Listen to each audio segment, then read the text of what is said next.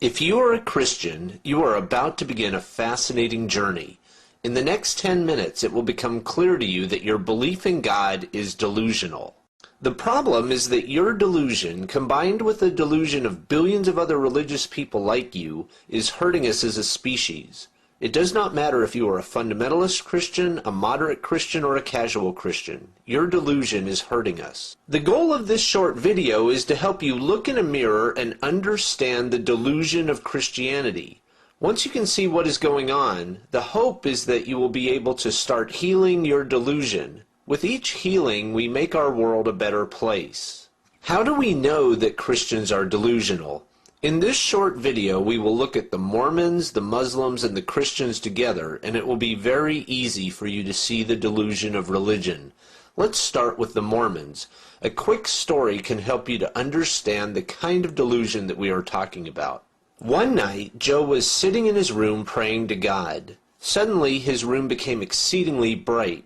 An angel appears. The angel tells Joe that there is a set of ancient golden plates buried in the side of a hill in New York. The plates come with two special stones that help Joe to translate them. Once Joe finishes translating, the angel takes the plates and they are never seen again. The book translated from the plates tells of amazing things. An entire civilization of Jewish people living here in North America 2,000 years ago. These people have things like huge cities and huge wars where millions of soldiers die. And the resurrected Jesus came and visited these people. This is an amazing story, isn't it? And Joe swears it's absolutely true. Now here's the question. Do you believe Joe's story? If you are a normal, intelligent person, you do not believe this story. Of course you don't. But why not?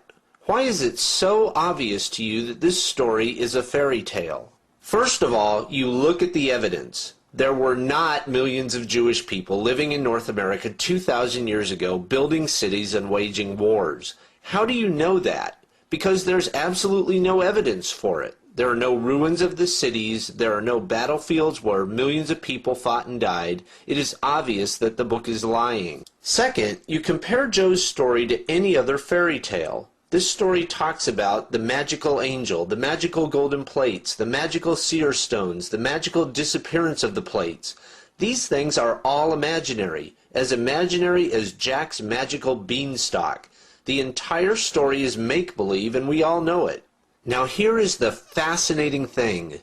Millions of people actually do believe Joe's story. Those millions of people are members of the Mormon Church. Their holy book is the Book of Mormon, the book that Joe supposedly translated from the plates. You see, millions of Mormons live inside a Mormon bubble of delusion, and to them, this story is completely and absolutely true. The dictionary defines delusion as a fixed false belief that is resistant to reason or confrontation with actual fact. That definition fits Mormons perfectly. Mormons are delusional. We can all agree on this. But if you ever meet a Mormon and ask him about this story, he can spend hours talking to you about it. He has 1,000 rationalizations. He can answer every question you have. To a Mormon, Joe's story is totally, absolutely, completely true. What a Mormon sees as indisputable truth, every normal person sees as utter delusion. There is no reason to sugarcoat things. Mormons are entirely delusional, and everyone who stands outside the Mormon bubble of delusion knows it. Now let's look at the Muslim religion. For Muslims, the story starts with a man named Muhammad sitting in a cave. He sees a bright flash of light, just like Joe did. There's also a talking angel. Sounds familiar, doesn't it? The angel speaks to Muhammad for 11 years, and then one day the angel brings Muhammad a magical horse. Muhammad mounts the horse and it takes him to heaven. Then the horse brings Muhammad back to earth.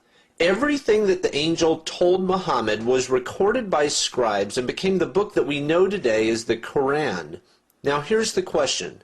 Do you believe this story? Do you believe that an angel dictated the Quran to Muhammad? Do you believe that Muhammad rode a magical horse to heaven? Of course not. This story is just as delusional as the Mormon story. The Muslim bubble of delusion is exactly like the Mormon bubble. To the people inside the Muslim bubble, this fairy tale story is completely, absolutely, totally true. But for everyone standing outside the Muslim bubble, we see with total clarity that the Muslims are delusional. It is obvious that this is a fairy tale. You and I both know, for example, that magical flying horses are just as imaginary as Santa's flying reindeer. So now we come to the Christian bubble. How do we know that Christians are delusional? Because the Christian story is just like the stories of the Mormons and the Muslims.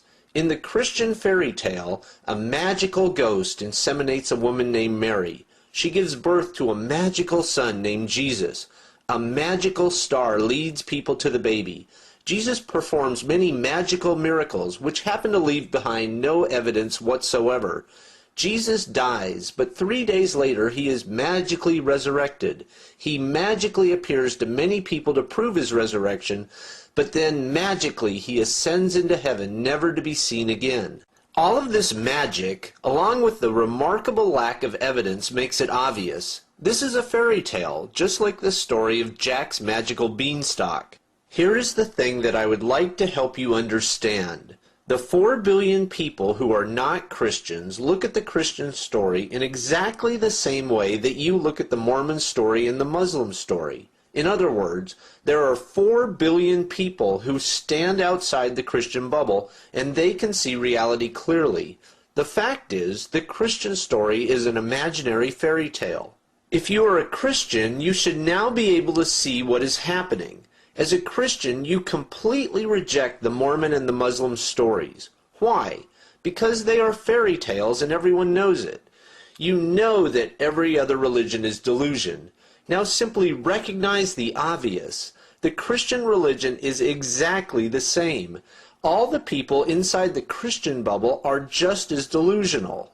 Christians are delusional. Every rational person can see that. You should also be able to see that there is only one sane position for an intelligent person to take in this diagram.